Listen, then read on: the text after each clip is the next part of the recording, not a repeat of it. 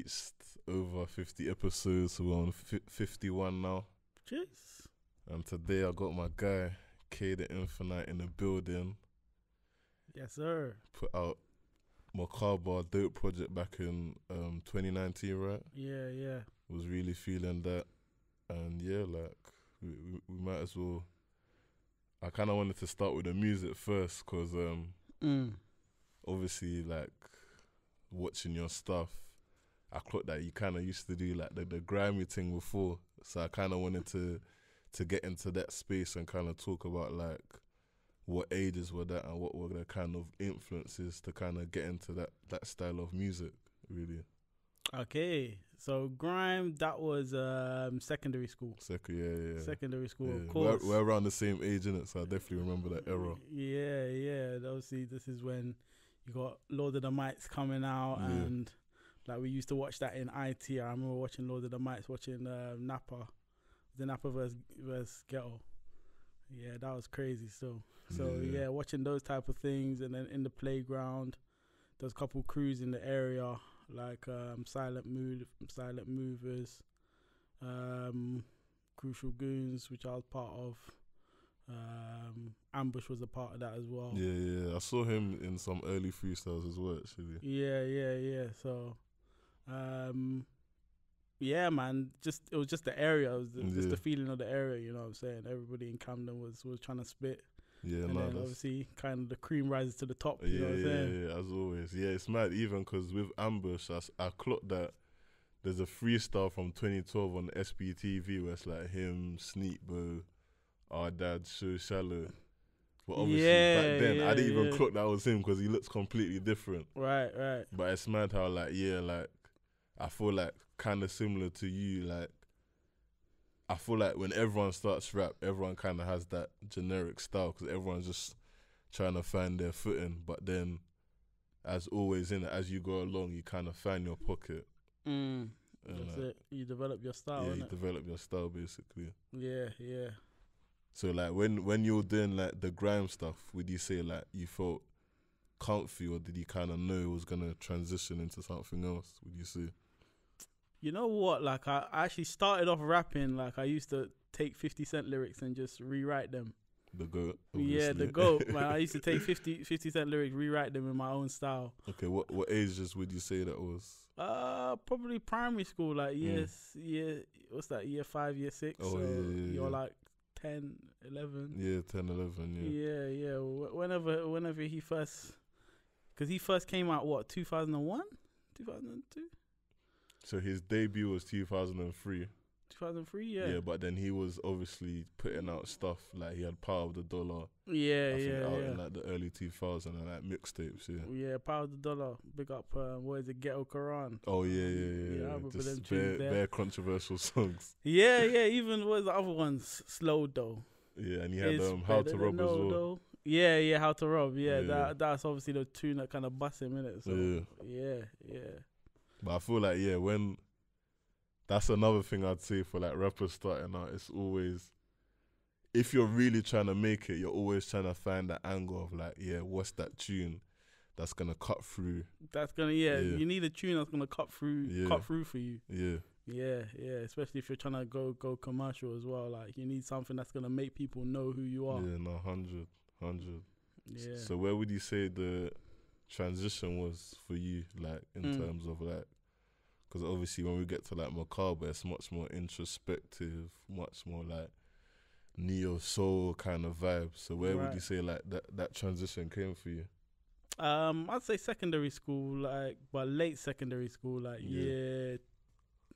I'm telling people like my years, like they know what year I was in at the time, but like year 11, like when I started going back and listening to old school rappers, from the 90s, listen to people like Cannabis and Nas, old school Jay-Z, Reasonable Doubt Jay-Z, even Kanye, like all those kind of soulful, Jay-Z uses a lot of soulful beats back then, you know what I'm saying, like in terms of from that era. Nas, Pharoah Monch, Mos Def was a big influence. So just listening to the type of song that they made, then Yeah. I was like, yeah, let me see what I can do. You know what I'm saying? In learning my craft as a rapper. Yeah. You know, that hunger to be the best rapper Yeah. it was deep. It was deep. Yeah. And I feel like kind of our era, like, yeah, so I might as well disclose the, like, so at 94, I don't know if that's the same. Yeah, you're born 94, man. yeah, May come on. 94. I feel like that era, like, where we got, like, the best of both worlds with music, because, yeah, obviously we got the new era, but then I feel like a lot of us, as we got older, that's when we kind of, obviously, like, the likes of Nas, Jay-Z, they kind of, they came out when we were, like, young, innit, so a lot of us don't remember it, innit, but even me, kind of similar to you, like, it was in my, like, 18, 19, where I went back, listened to, like, Illmatic, Jay-Z's Reasonable Doubt, and, like, Biggie was more secondary school. Right. Tupac even, and, like, you just, because all of it is kind of like a blueprint, innit?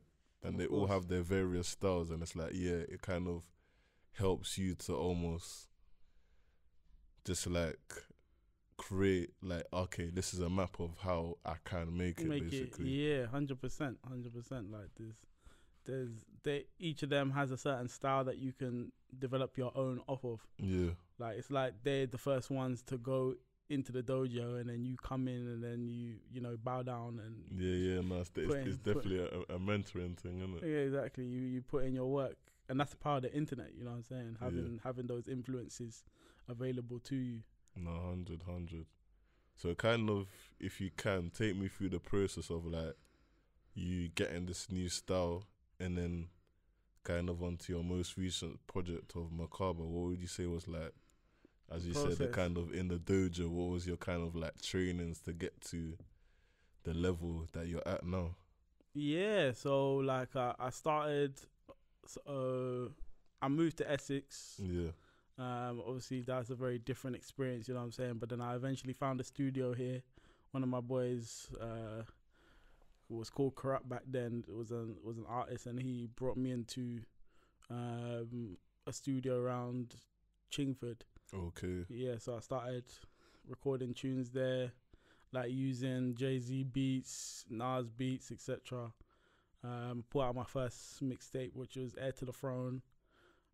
Then I put out... And what year was that you put out the Air to the Throne? Air to the Throne, year 11, so that must have been 2010.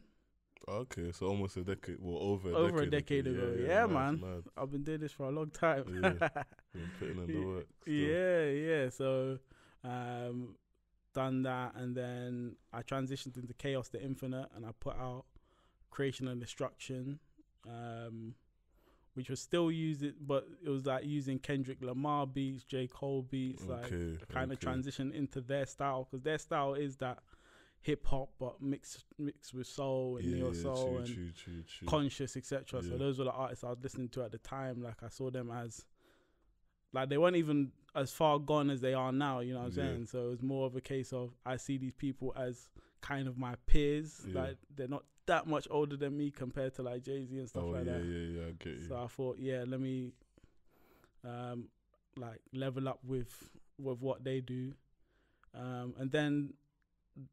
I can't remember what year that was. I think that was 2012. Yeah, so that would have been, that's when Kendrick put out Section 80. Yeah. So that was a dope tape as well. Section 80 is probably my favorite Kendrick project, man. Yeah, that tape was so good. 100%, man. He's a genius. And then you pick up Absol as well, man. That's another. He had some. I think it's called Long-Term Mentality. Yeah, man. Yeah. And then from there, we also had, so I was Chaos the Infinite at these times. I took some time out just to focus on uni and stuff like that. But I brought my equipment down to uni, so I was still recording here and there. Okay. And then from there, I went on to joining the SoundCloud generation, 2013, 2014. You know, joined the community, started putting out tracks, because there was a point where people weren't really listening to what I was doing. Like in school, I was very popular as a musician, because it's like you have all the school around you and people see you every day. You have that interaction, you have that network. But then once you go to uni, like it's like everybody's gone to different unis, and you know, everybody's a bit scattered, so people weren't really listening to my music. So I was like, okay, how do I break into the scene? You know, so I thought, let me try the SoundCloud route. People started to check me out slowly but surely. I used to see certain people like Wise or Roxfo or Darkos, or I'm trying to think of other artists that were doing well, like even Little Sims and stuff like that. I saw that they were doing well on SoundCloud, Jay Prince. So I was like, I want to be like one of these guys, you know, like in terms of having a fan base on these platforms. So I started to put out like lo-fi music, because that was big on SoundCloud. And then from there I joined a collective called Subatomic, which is in the USA. In the US. Oh, mad. Yeah. So how did you link up with those guys? So they made like a SoundCloud group where you could submit your tracks to join. So I just submitted one of my best tracks, Animus Quest, at the time, and then man, they were feeling it, and they're like, we want you to join. So that was a big thing. Like some of the artists there had like 20,000 followers, and that was a lot back then. You know what I'm saying? And they were getting like thousands of plays, and I was getting like 100 plays. But then once I joined them and I started putting out music, then I was getting the thousands of plays, and I was like, okay, shit, man. Like, I feel like that's a good point to touch on, like just for any brands or any individuals that are trying to build, whether it's in fashion, music, podcasting. Like, if you want to grow, it's all about networking, and then someone bigger than you, as long as you've got an interesting story and like a good point of view, and you're generally a good person, they're always gonna want to help in it. So once that happens in it, you get some of their crowd in it. So that is a good way to build your brand up to like the levels of like your no jumpers and all of that. That's in basic terms, in it. That's kind of the formula they used. So that's definitely like a good technique you'll use in there.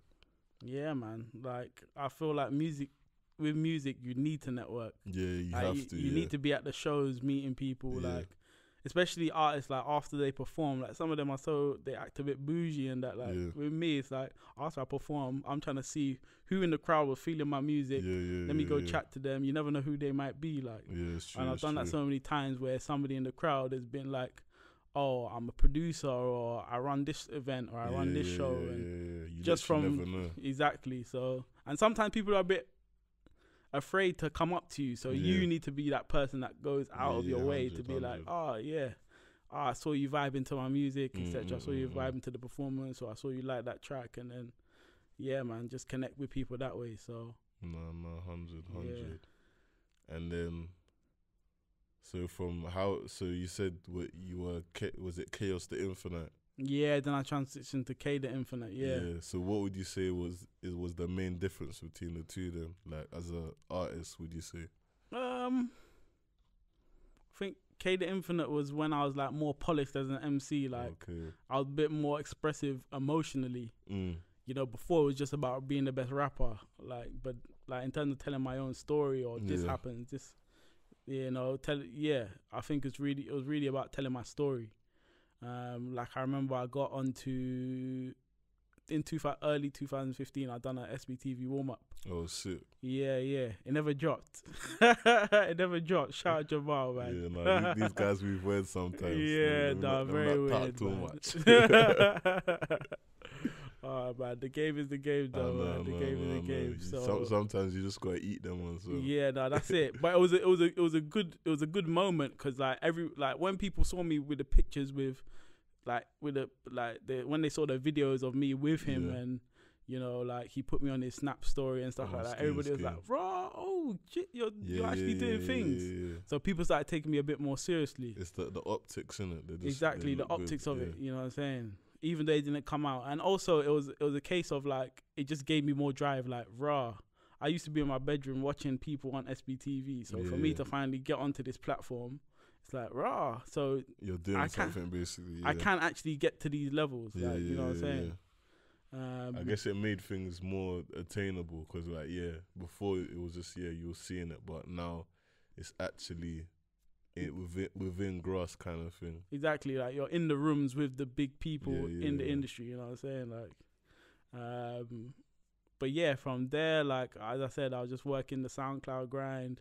Initially, I was on SoundCloud as a producer because I knew that as a producer, you're gonna connect. Oh yeah, artists always need producers. Yeah. Exactly, artists need producers. Nobody cares about rappers. Yeah, it's you true. know what I'm saying? Like, you hardly see producers reaching out to rappers, basically. Yeah, exactly. So it's like, if you come in as a producer, it's like, oh, I like his beats. Yeah. And then you say, check out this other tune that I did. It's a vocal, like you might like it. And then when they check it out, it's like, oh shit, he's a good rapper. Now I rate him as a producer and a rapper. Yeah. So it's kind of like how Kanye did it with the producer rapper. Yeah. Yeah. Not that I'm Kanye level, but you know what I'm saying? It was just my way of getting in. Yeah. You know? And then I was working the grind, meeting different artists and stuff like that. Then I started performing in and around, you know, like Shoreditch and Camden, etc. Building up my name, meeting different artists, you know, building my community. And then like I dropped my first project as K the Infinite, which was Ikigai Project on SoundCloud. It was like off the back of that I got onto the Mobo's artist to watch list. Oh, dope. Yeah. And then I think it was Void. That was the next project. It's like my first official project on Spotify, and that my first time I got playlisted. So around what year was that? 2017. Okay. Yeah. And then I'd stored up some great songs, and I also had met so many sick producers and stuff like that. So I was just like, it's time for an album, you know. And I was shooting videos, meeting different artists. So I was just like, Macabre, it's time.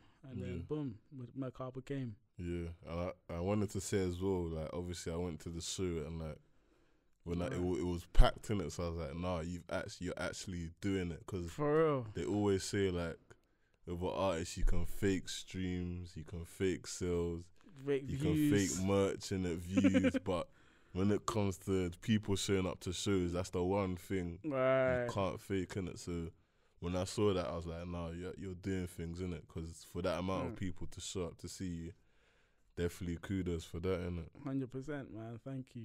No. Like it was an amazing event, like, and it was a lot of hard work. I was performing at bare different shows, and as I said, like I'll just be speaking to people in the crowd, like, hey, I've got my headline show coming up, like. If you're around, definitely come through, you know. So sending out you did it the grassroots way, basically. Yeah, grassroots way. Like it wasn't like Instagram ads or whatever trying to get people. It was literally me on the ground saying, yeah, come through, messaging people, you know. So it wasn't just handed to me, you know what I'm saying? I had to actually graft to get people. Yeah, exactly. And obviously people enjoyed the music, so it's like, if you enjoy the music, I might as well invite you to the show. Yeah. You know, so. And I feel like another side to it is that obviously you got like a collective of artists kind of on it. So obviously their fan bases are going to be introduced to it as well. So it's like, when you branch out to different artists to come on a project, you're also bringing a portion of their like supporters as well. So that's always going to push it more as well. 100%. So yeah, man, that show kind of just capped off a whole period for me, and it was just like, this is the pinnacle. This. I felt like it was the peak of my career. You know what I'm saying? Yeah, no, like definitely kudos to that, and hopefully when things open back up, like there's more to come, innit? Yeah, of course. Yeah. So I kind of wanted to transition into the book, really. So it's called The Infinite. Is it The Infinite Man? Yeah, The Infinite Man. The Infinite Man. Yeah. Healing masculinity and modern romance. Yeah, so I kind of wanted to firstly start off with like, how did you come up with the initial concept for the book, would you say? Yeah, so, well, they say your pain is what causes your purpose. Yeah. You know what I'm saying? So for me, like, I was in a place where I was struggling with the girls that I wanted to get. Yeah. Like, you know, there's some girls that you can get, but you don't really want them like that. Yeah. But then it's like the 10 out of 10 that you want, and it's just like. It's funny because, side note, I don't know if you watch Kevin Samuels, but he's quite controversial on the internet. The Godfather. Yeah. He speaks about this, and it's interesting you bring that up because it's quite I feel like that's definitely, especially with our generation, is one of the number one issues, because especially if you're creative, there's no way, well, let me say like 75% of under 30s who are creatives, they're grinding, innit? So, for real. But then obviously, I feel like from both the girls and boys' views, we have like the picturesque view. So as you said, a lot of the times, what we want and what we're actually getting isn't matching up. Right. So I feel like, kind of, I don't know if that's where you were going, but like we've kind of got to just not accept what we get, but we just got to know our levels and just be kind of appreciative. Right. Well, I guess with Kevin Samuels, he's more saying like, if you're not a high value man, then you have to kind of accept the level that you're at, or if you're not a high value woman in terms of feminine and attractive, etc., then you need to be able to accept a regular man, not just try and you only want to date the ballers and stuff like that. I thought for me, obviously it's controversial, but that's the truth to me anyway. Like obviously the way he delivers it is a bit harsh and all of that, but I feel like if he didn't deliver it like that, he wouldn't have the platform. The views, exactly. But I feel like it's a thing where a lot more people would be happy if they were just like, if they just kind of knew the level that they were at, and girls, guys, there's girls and guys out there for you. Like for real, 100%, you don't have to go 100%. for all the Rihannas and the Beyoncés. Like that's 100%. That's ideal, but now go on. But I'd say there's a balance in it. Yeah. Like for me, it was a case of I want to do better with women. So I kind of, since I was, I guess, maybe 16, there was like a group of guys from a private school near me that, like, they just look like nerdy guys, and I was just like, but how come they're getting all the girls? I was just confused, fam. I was just confused. And then, like, eventually I became friends with them, and then they must have told me about something called the mystery method, which is like pickup artist stuff. So it's like they use in the 2000s, like they used to go to clubs and wear like sunglasses and goggles and crazy hats and stuff like that to stand out and get women. You know what I'm saying? So, like, I studied that for a while. I was a club promoter in Mayfair at the time as well. Shit. So yeah, I was basically I was like, I'm an average looking guy, below average height, but I need to have game in order to, get the type of women that I want. So I had to kind of study the game basically, to compete, because obviously it is a competition at the end of the day. Life is a competition. Life is a competition, fam. Life is a competition. So yeah, I kept studying and I found different methods and styles and kind of just adapted it to who I was as a person. And then that kind of led to the concept of the book. It was like, okay, I've had this success. Yeah. Like, not that I'm Casanova, but it's like I've gone from a place where I wasn't having any success to now I can confidently say when I meet a woman that I'm attracted to, I can actually progress or go to wherever I want it to go. Have a good rapport, basically. Like, exactly. Build up that rapport that I couldn't build before because I didn't have the confidence. Yeah. You know, so yeah, that was the concept for the book, and I was like, there must be other men that are going through this as well. So yeah, that's where the concept for the book came from. No, that's dope. And kind of go through as well the writing process, because I think for a lot of people, like, they have ideas, but they don't actually know what the process is of coming up with a book. So kind of like, in your own way, describe what that process was like. You know what? The process of writing the book was writing out the bare bones of what I wanted to say. Like, the book is split into, I believe it's Foundations of Being, which is all about like who we are as people and being masculine, etc. And then it was Foundations of Attraction, which is more about becoming your most attractive version of yourself.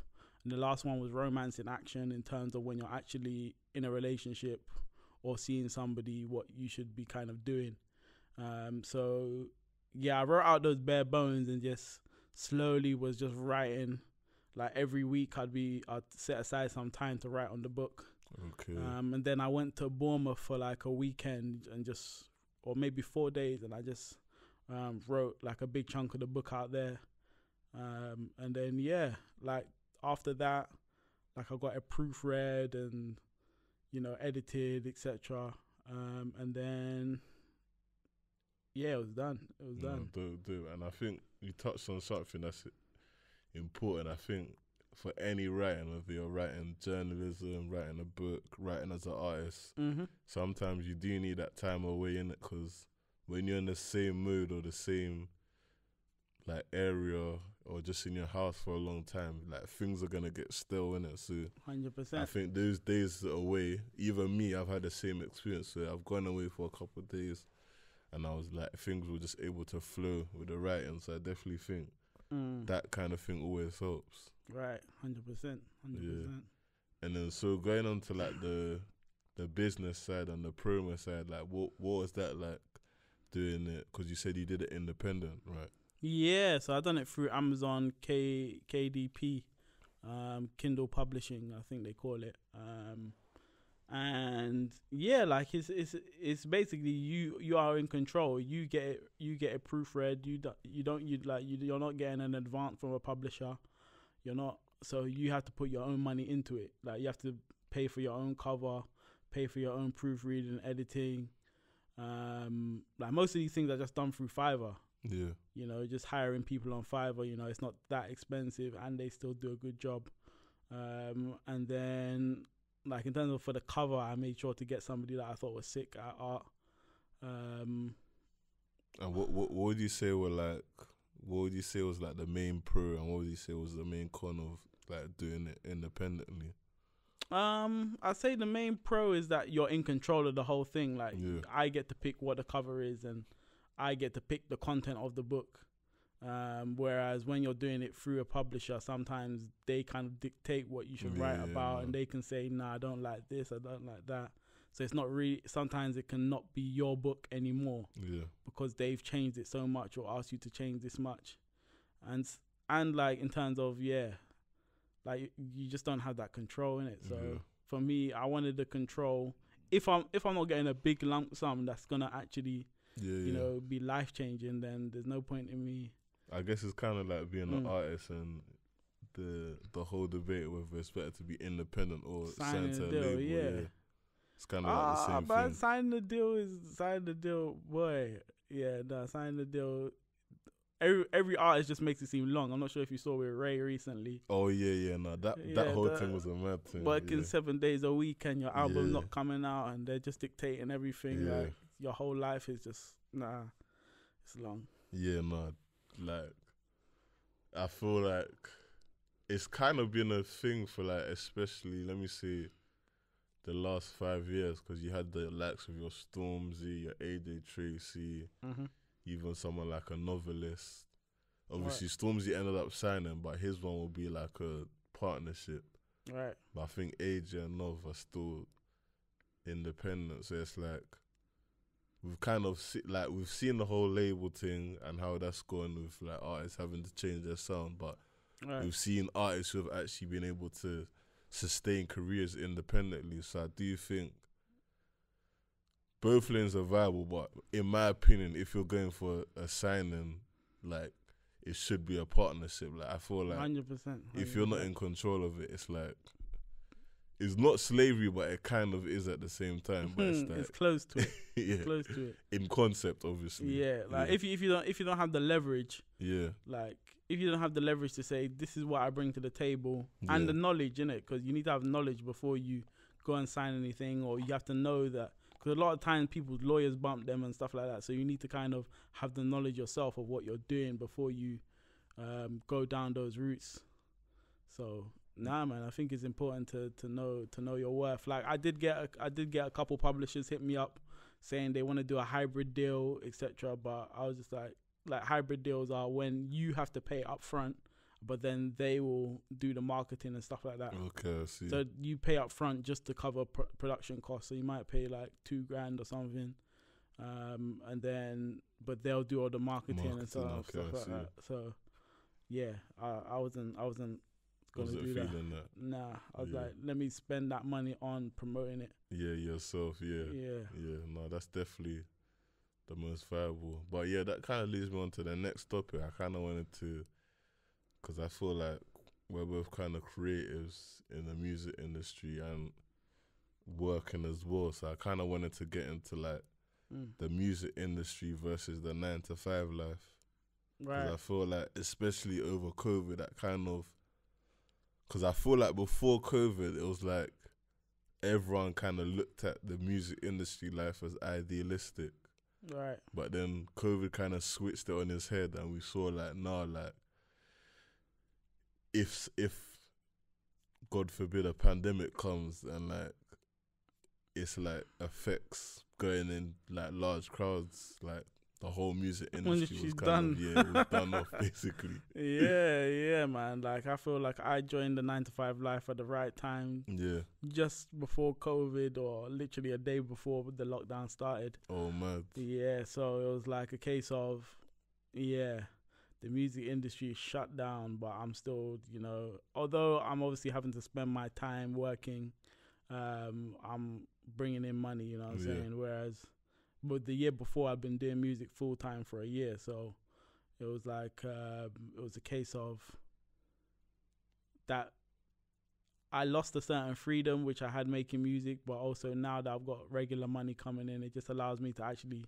do things, buy equipment, buy cameras, buy whatever. Like, so it just gives you a certain level of freedom that you don't necessarily have when you're full time music. No, 100. And music is a lot of unpaid invoices and all that stuff. Oh, right? No, people flipping take the mickey. Yeah, like certain promoters not paying me, like.